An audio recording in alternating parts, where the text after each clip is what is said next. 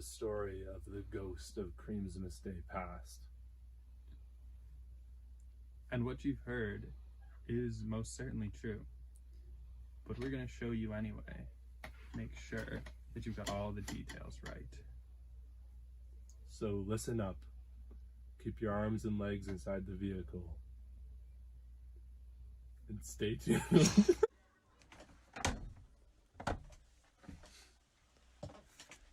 'Twas the night before Creamsmas, and all through the block, not a planter was stirring, not even Locke.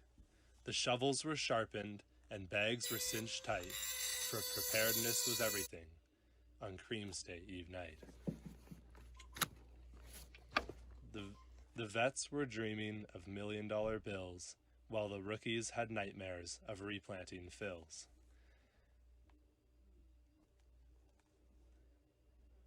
They awoke in the morning at 5:53, so before they ate breakfast, they could go take a pee.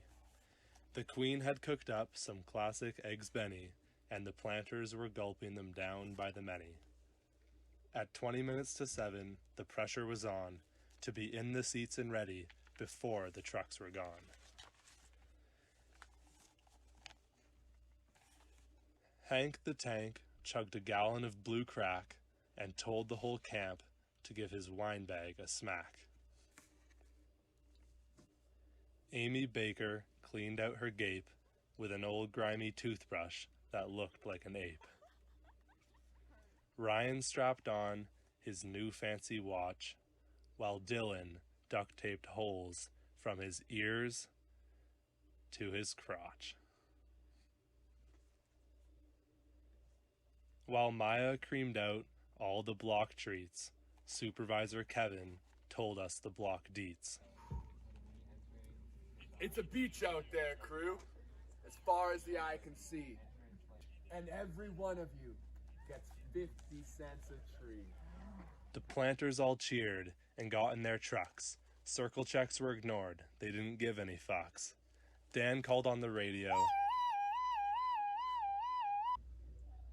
Pigs on our tail. Get rid of them quick. Don't you dare fail. They swerved and they snerved and did everything in their power to get rid of the pigs at this unholy hour. Owen's truck crashed and all of them died, but our eyes were on the money, so not one of us cried.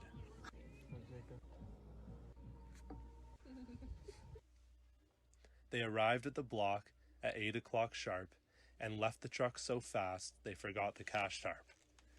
There was no morning meeting for efficiency's sake, and for that same reason, no shits did they take. Scotty Big Body was the first one bagged up. He held his shovel in the air like a red Solo cup. He threw his shovel down with a thunderous smash and was delighted to see the sheer lack of slash. Before he could plant his first measly tree, he looked down at his feet and saw a puddle of pee. He turned around promptly and, to his dismay, saw the camp had gone haywire on this Creamsmas Day.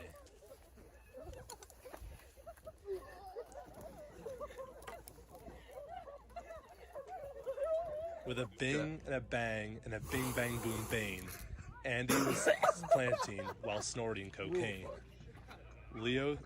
Colin looked at Finn, and Finn looked at Colin, but they couldn't tell who's boss, so they both started brawling. Leo threw his shoe and hit Owen in the head. Oh wait, no, that didn't happen. Owen's already dead. Okay. Colin perched himself atop a large hill and rolled a log into some mung beans for the triple kill. Sam looked at Sam and slammed him with ham. He said, "Damn you, Sam. Don't slap me with ham." with all the kerfuzzle, not a tree had been planted, but for 2 lucky planters, a redemption was granted.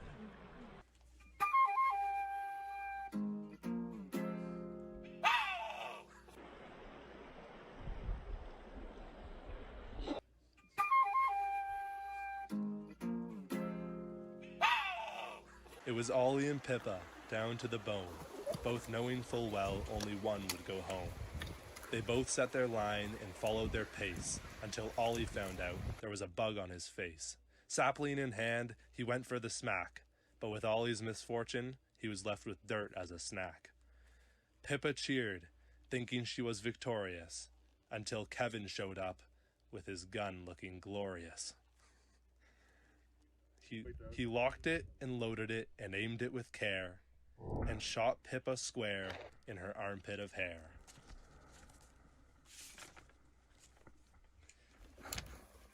I've got it all to myself.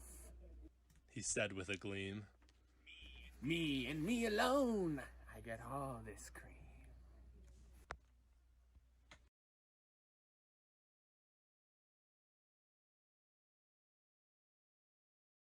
Hold it, young buck. Don't talk too fast, for we are the ghosts of Creamsmas Day past. We've seen this before, and we'll see it again. This block makes them go crazy, even the strongest of women. So put down those bags and give us your shovel, because you, young man, are in lots of trouble. Creamsmas is a day for celebration and riches, not a day to be pricks, dicks, and bitches.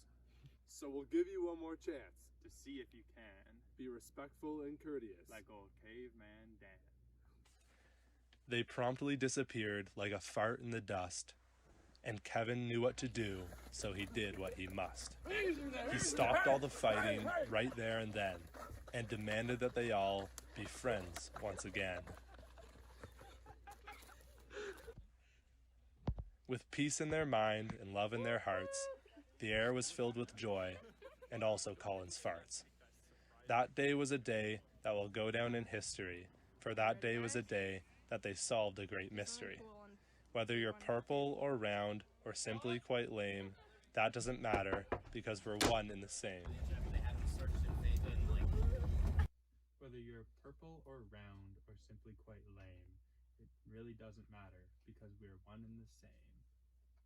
We're a family, I tell ya. That's who we are. Whether we're in Lone Butte, Prince George, or driving down the big bar.